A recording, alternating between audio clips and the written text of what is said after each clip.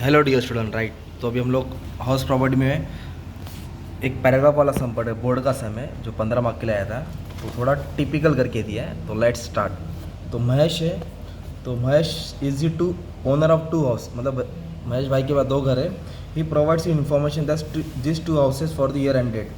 तो सब रेडी है, तो लेट्स स्टार्ट। तो ये भी अपन किसका बना रहे हैं, महेश। ओके, तो काय दिले इकडे first house is let out, मतलब जो पहला घर है वो लेट आउट है, भाड़े पे दिया है। तो मैं पहले सेल्फ ऑक्यूपाइड देखता हूँ। तो जो इनकम फ्रॉम हाउस प्रॉपर्टी है ना, तो सेल्फ ऑक्यूपाइड प्रॉपर्टी का क्या करने का, जो भी इंटरेस्ट रहेगा वो डिडक्शन में आएगा अंडर सेक्शन 24। तो उसको लेके अपन टेंशन फ्री हो जाते हैं। तो सेकंड सेल्फ ऑक्यूपाइड मतलब खुद रह रहा है, तो उसका म्यूनिसिपल वैल्यूएशन छोड़ दो, म्यूनिसिपल टैक्स पेड दे को दिया है ना। इंटरेस्ट ऑन हाउसिंग लोन कितना दिया है 45,000। तो ये 45,000 तुम्हारा डिडक्शन में आएगा। किसके लिए आएगा डिडक्शन में, एसओपी के लिए, वो खुद उसमें रह रहा है राइट। और एलओपी मतलब लेट आउट प्रॉपर्टी, जो उसने रेंट पे दिया है ना।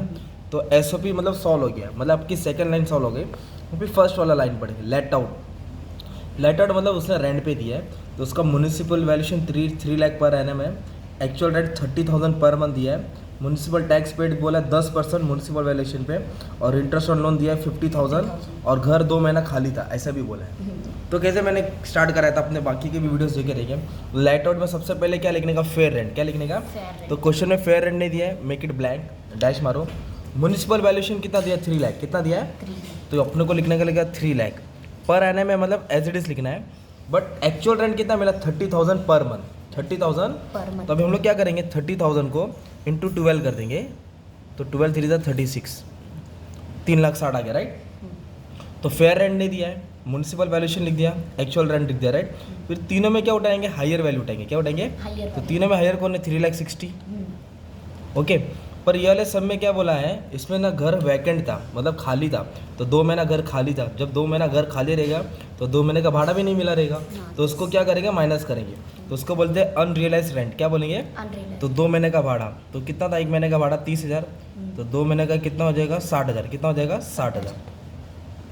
तो 7,000 क्या करेंगे, अनरियलाइज माइनस कर रहे हैं, तो मिला 3 लाख। क्या मिला, 3 लाख। ये तुम्हारा हो जाएगा ग्रॉस एनुअल वैल्यू। क्या हो जाएगा, ग्रॉस एनुअल वैल्यू। अब इसमें से क्या माइनस करेंगे, municipal tax paid by owner. तो municipal tax paid by owner इधर दिया है, देखो कितना परसेंट बोला है, म्यूनिसिपल टैक्स पेड 10%। 10% किस पे निकालने का है, म्यूनिसिपल वैल्यूएशन। तो म्यूनिसिपल वैल्यूएशन कितना है, 3 लाख है। तो 3 लाख के ऊपर कितना परसेंट निकालेंगे, 10%। तो 3 लाख पे 10% निकालेंगे तो 30,000 आ जाएगा राइट।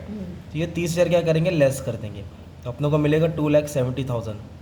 तो 2,70,000 क्या हो जाएगा, नेट एनुअल वैल्यू। क्या हो जाएगा तुम्हारा, नेट एनुअल वैल्यू।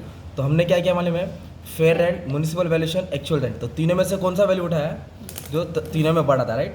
फिर इसमें क्या बोला था, 2 महीने का भाड़ा नहीं आया, तो 60,000 क्या किया, लेस कर दिया। तो कितना अमाउंट मिला, 3 लाख। और 3 लाख से क्या माइनस करेंगे, मतलब municipal tax paid by owner. तो 10% बोला था, तो 3 लाख पे कितना परसेंट निकाला, 30 आ गया। इसको माइनस करके नेट एनुअल वैल्यू आ गया राइट, नेट एनुअल वैल्यू।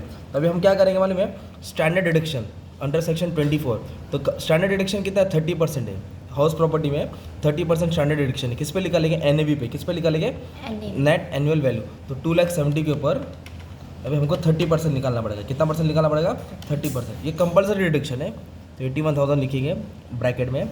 और इंटरेस्ट ऑन लोन, मतलब जो लेट आउट प्रॉपर्टी है उस पर इंटरेस्ट ऑन लोन है कि नहीं है, तो डिडक्शन में आएगा। तो इधर दिया है देखो, interest on house loan paid 50,000। कितना बोला है, 50,000। तो ये भी डिडक्शन में आ जाएगा। डिडक्शन मतलब माइनस करना पड़ेगा, ठीक है। तो ये जो नेट एनुअल वैल्यू मिला है ना, इसमें से ये और ये वाला अमाउंट दोनों क्या कर देंगे, माइनस कर देंगे। मीन्स 2,70,000 में से 81 और 50 माइनस करेंगे, 81,000 लेस करेंगे, माइनस 50,000 लेस करेंगे। तो अपने को क्या मिला, 1,39,000। क्या मिला, तो ये 1,39,000 किसका आया, लेट आउट प्रॉपर्टी का। किसका आया, लेट आउट प्रॉपर्टी का। और इसके पहले क्या था, अपना सेल्फ ऑक्यूपाइड प्रॉपर्टी का था, ठीक है। तो पैराग्राफ रीड कर लेते। फर्स्ट हाउस लेट आउट था, म्यूनिसिपल वैल्यूएशन 3 लाख था, 30,000 पर मंथ इंटू 12 किया, बड़ा वाला उठाया, 10% म्यूनिसिपल जो टैक्स था, इंटरेस्ट लोड था 50,000, और 2 महीना घर खाली था। तो ये तुम्हारे लिए कर दिया राइट। अब ये पॉजिटिव है, ये नेगेटिव है, लेट आउट और सेल्फ ऑक्यूपाइड। तो लेट आउट में से सेल्फ ऑक्यूपाइड क्या कर देंगे, माइनस कर देंगे। तो ये प्लस है और ये क्या है तुम्हारा, माइनस। तो इसको बैलेंस करके जो 94,000 आया ना तुम्हारा, वो 94,000 क्या हो तुम्हारा, इनकम फ्रॉम हाउस प्रॉपर्टी। क्या हो गया तुम्हारा, इनकम फ्रॉम हाउस प्रॉपर्टी। अब इसके बाद अपने को क्या करना पड़ेगा, अदर सोर्स सॉल्व करना पड़ेगा, ठीक है। तो अभी तुम्हारा हाउस प्रॉपर्टी सॉल्व है, अभी क्वेश्चन में अदर सोर्स डिडक्शन में भी दिया है, तो कैसे जाएंगे, तो इधर लिखेंगे ही ऑल्सो रिसीव मतलब उसके पास आया है, तो क्या आया है, डिपॉजिट का पैसा आया, डिविडेंड का आया, सेविंग का आया, कोऑपरेटिव बैंक का है, राइट। तो सबसे पहले सब चारों के चारों इनकम लिख दो, राइट। तो इंटरेस्ट ऑन डिपॉजिट आया 1,60,000, तो interest on deposit 1,60,000 it is taxable, तो टैक्सेबल मतलब अमाउंट शो होएगा, एग्जाम मतलब नहीं आएगा। और dividend from bank of India, dividend bank of India Indian company है, तो डिविडेंड भी क्या हो गया, टैक्सेबल हो गया, डिविडेंड भी क्या हो गया, टैक्सेबल। बैंक ऑफ इंडिया कितना है डिविडेंड, 40,000, वो भी टैक्सेबल है। फिर नेक्स्ट क्या मिला उसको, इंटरेस्ट ऑन सेविंग, वो भी टैक्सेबल है, पर 15,000 दिया है, तो अब इसका कुछ सीन है, समझाता हूँ। तो इंटरेस्ट ऑन सेविंग वो भी तुम्हारा टैक्सेबल है, टैक्स। उसके बाद क्या मिला, डिविडेंड मिला, कहाँ से मिला, कोऑपरेटिव बैंक, कहाँ से मिला, तो ये भी तुम्हारा क्या है, टैक्सेबल। तो डिविडेंड फ्रॉम कोऑपरेटिव सोसाइटी सब टैक्सेबल है, फॉरेन बैंक रहता तो भी टैक्सेबल। ये सब हो गया अदर सोर्स। अगर गिफ्ट आता फादर से तो एग्जाम्प्ट होता है, इंटरेस्ट ऑन पीपीएफ आता प्रोविडेंट फंड तो भी माफ़ होता है इंटरेस्ट। अभी सबको ऐड कर देंगे, आपको अदर सोर्स का इनकम मिलेगा। 1,60,000 है, 40 है, 15 है, 10 है, तो ऐड करके 2,25,000 है। ये क्या हो गया, अदर सोर्स, क्या हो गया, अदर सोर्स। और ये क्या हो गया तुम्हारा, इनकम फ्रॉम हाउस प्रॉपर्टी। अभी इन दोनों को ऐड करेंगे तो आपको मिलेगा ग्रॉस टोटल इनकम, क्या मिलेगा, ग्रॉस टोटल इनकम प्लस 94,000 लिख देता हूँ, तो 3,19,000 आ गया, ठीक है, 3,19,000। अब देखेंगे डिडक्शन में क्या दिया है क्या नहीं दिया है। तो इधर बोला है ही ऑल्सो डिपॉजिटेड 1,20,000 पीपीएफ, कितना रुपये जमा किया, 1,20,000, तो प्रोविडेंट फंड, तो जो भी है ना अंडर सेक्शन 80C में आएगा, पीपीएफ किस में आएगा, अंडर सेक्शन 80C में आएगा। उसका लिमिट 1.5 लाख है, तो जिसने 1,20,000 इन्वेस्ट किया तो 1,20,000 पूरा डिडक्शन में आएगा, 1,20,000 पूरा क्या आएगा, डिडक्शन में आएगा। और याद करना है अंडर सेक्शन 80AA जो आपको सेंड किया हो, आप ग्रुप में चेक कर सकते हो कि प्लेलिस्ट में, तो इंटरेस्ट ऑन सेविंग है ना उसका 10,000 लिमिट है, कितना लिमिट है, लिमिट, तो ये सर्च करो गूगल में, under section 80AA interest on saving का कितना है, इनकम कितना मिला, 15,000 मिला, इनकम कितना मिला, और उसका 10,000 डिडक्शन में आएगा, 10,000। अगर 8,000 मिलेगा तो 8,000 आएगा, 9,000 मिला तो 9,000 आएगा, 10 मिला तो 10 आएगा, अगर 20,000 मिला तो भी 10 ही आएगा, 10 से ज़्यादा डिडक्शन में नहीं आएगा। तो लिमिट है डिडक्शन का सेविंग पे, तो 10,000 आएगा, तो आपको इसका नोट्स पढ़ना पड़ेगा, ठीक है।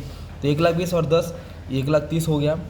ये क्या हो गया, डिडक्शन, डिडक्शन मतलब कटौती, इसमें से ये क्या कर देंगे, माइनस कर, 1,30,000 कम हो जाएगा, जो बचेगा वो नेट टैक्सेबल इनकम हो जाएगा, क्या हो जाएगा, नेट टैक्सेबल इनकम।